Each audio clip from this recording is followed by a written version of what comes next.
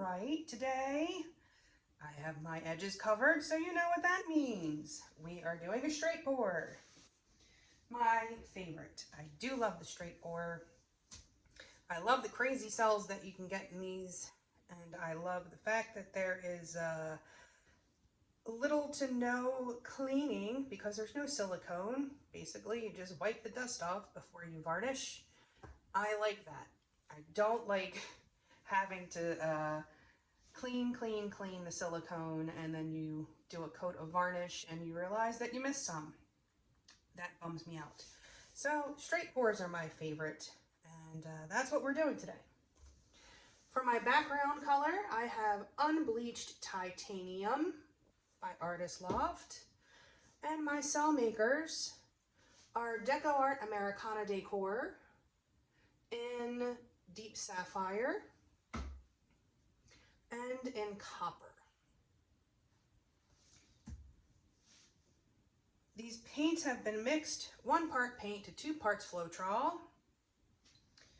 The consistency that we're working with, because we're using metallics, is a bit thicker. There is it makes a bit of a mound, but it disappears pretty quickly. The metallic paints have mica in them. So if you go too thin, you will just wind up with a sheen over the whole painting, which can be very pretty, but that's not what I'm going for. So the metallic paints always appear a bit thicker.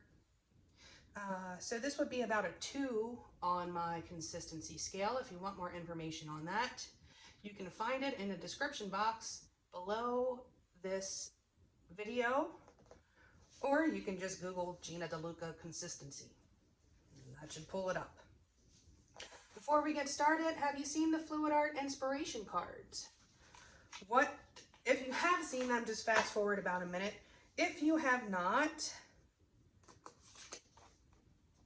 what we have are 52 cards, and there are 42 technique cards.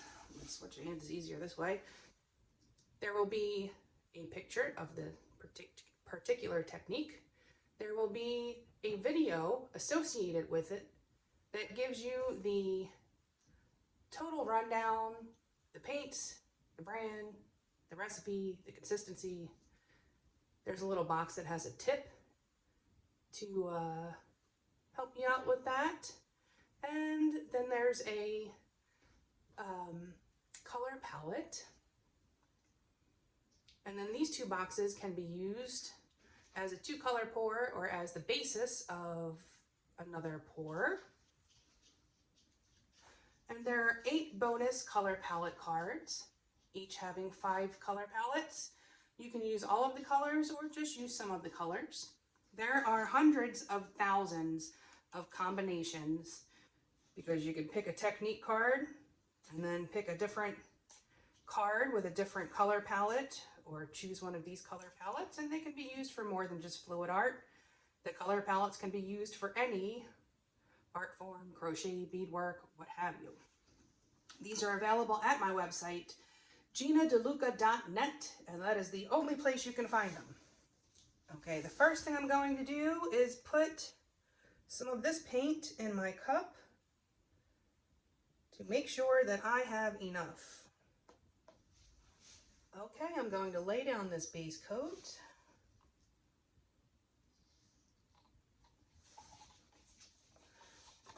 The reason we lay down a base coat is so that your paints slide around easily on your canvas,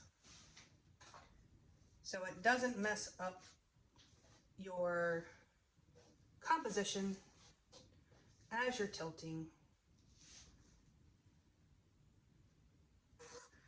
When you think about it, if you are pouring directly onto your canvas with no base coat, that paint has to stick. Some of the paint has to stick to the canvas. And so you risk losing some of the good stuff that happens because the paint will just roll over itself.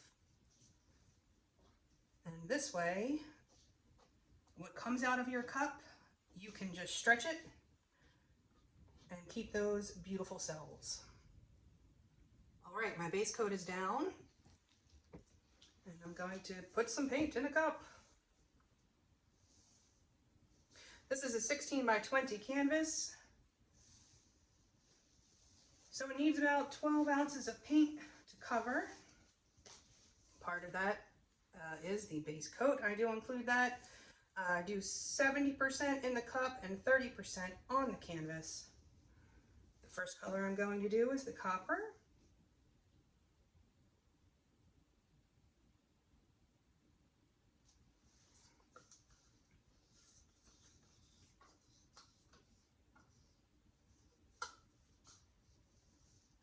And then the blue.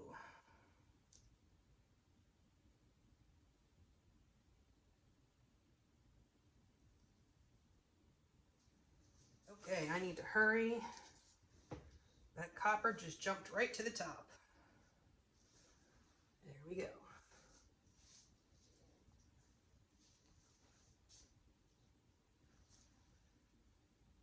Let's make a mess.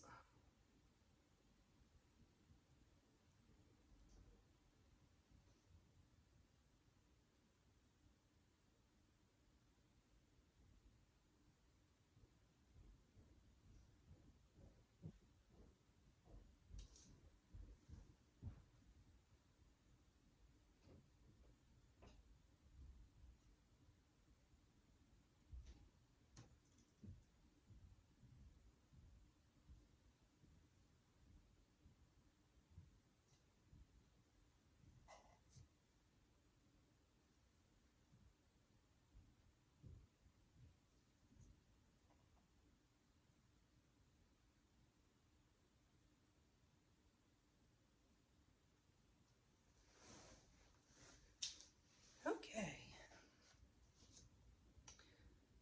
All right.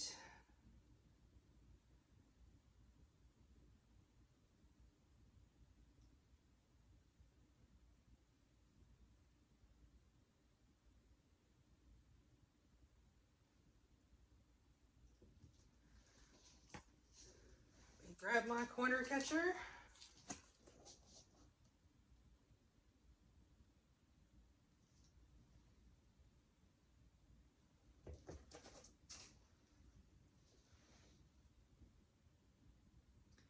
And now I'm bringing the paint back to center. I'm using the weight of the paint to push this around.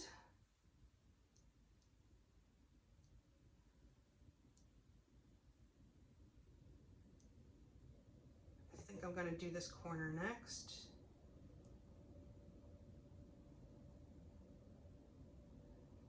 If you are mindful of where the weight of your paint is, you can get a good amount of control.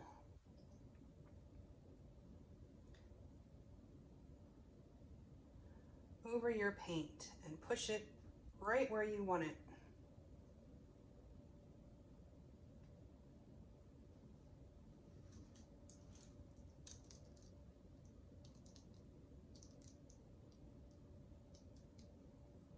I'm coming back to center.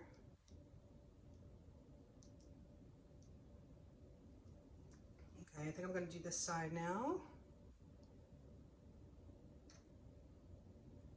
I kind of look to see which area looks most likely to create a corner, or almost a corner. It's never going to be perfect 90 degrees.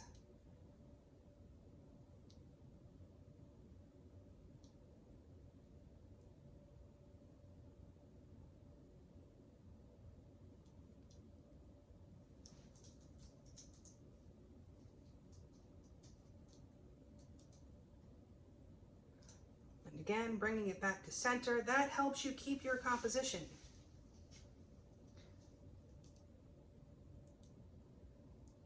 I make those little Fibonacci spirals right at the end of my cup, and I like to try to keep those if I can.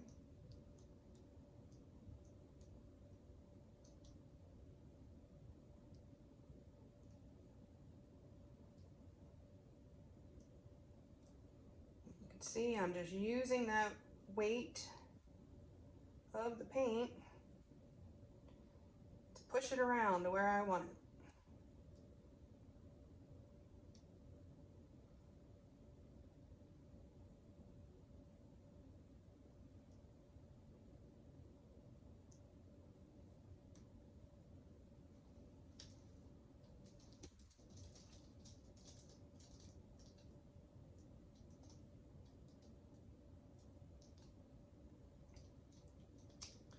I'm just going to give that a little push right here because I should be getting more of those copper cells, those pop-up cells, if I give it a good stretch.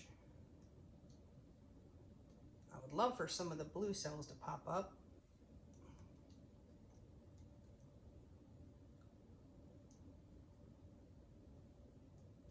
I think the paints were just a hair thick.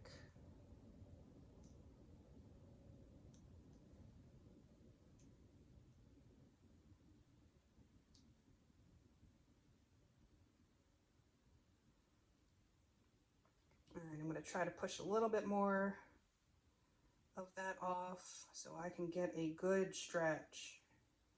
There's still a bit of paint left on there.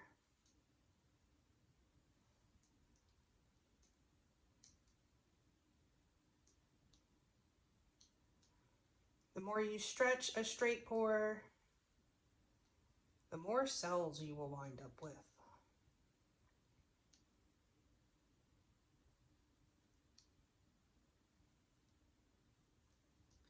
And now I'm going to pull this down as far as I can without pushing too much of this paint off so that I get these pop-up cells here in the light, in the parchment or unbleached titanium.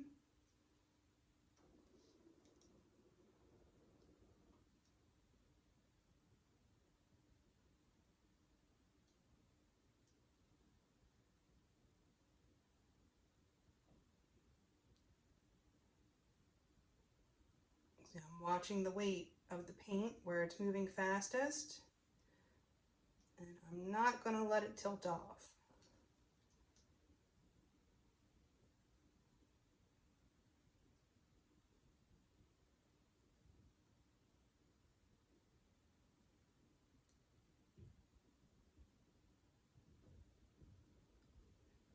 I'm bringing the weight back to the center again. Now I'm going to tilt this way because it looks like there's some blue popping up here.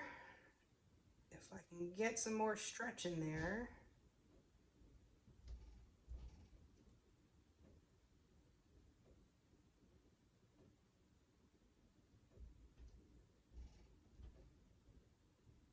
Without tilting more off.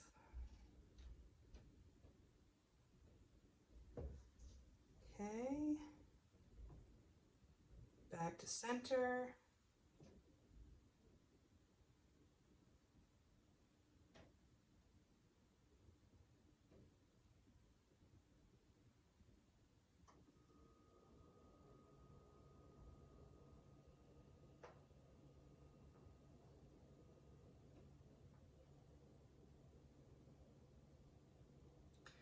Now I'm going to try to stretch this side a bit. Again, without pushing anything off.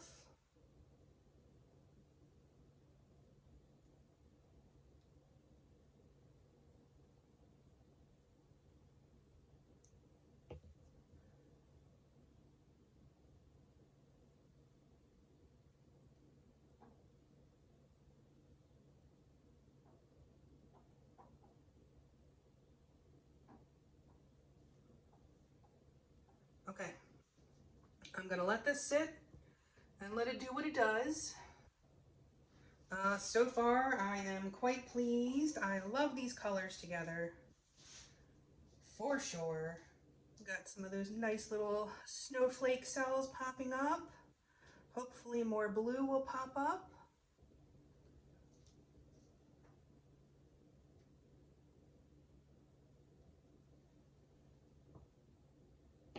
Okay, I'm going to let her sit will be back for a close-up.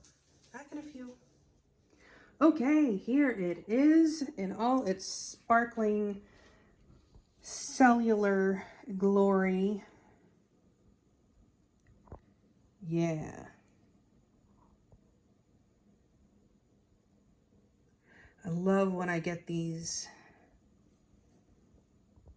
kind of snowflake dendrite flower looking cells.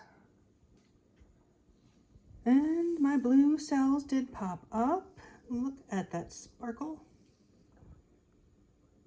Wowie.